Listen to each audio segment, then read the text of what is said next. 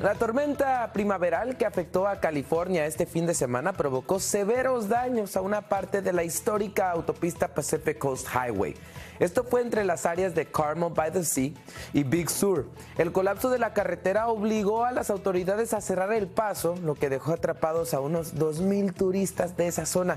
Ayer ingenieros determinaron que es posible circular en dirección norte 2 veces al día bajo supervisión. Sin embargo, las autoridades aconsejan simplemente evitar ese tramo de Pacific Coast Highway.